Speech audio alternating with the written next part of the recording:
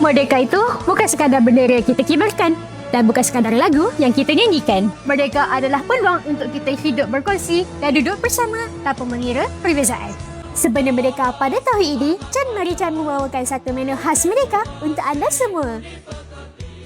Jika anda datang bersama 4 hingga 5 orang, anda boleh pilih set A, ada flying fish supreme curry, fried meat soup, Thai lemon chicken chop, baby kailan with Japanese tofu, dan steak fragrant rice.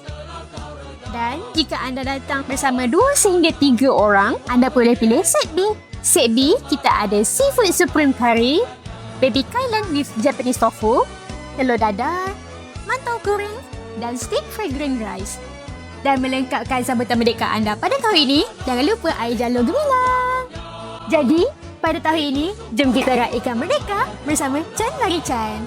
Bye-bye.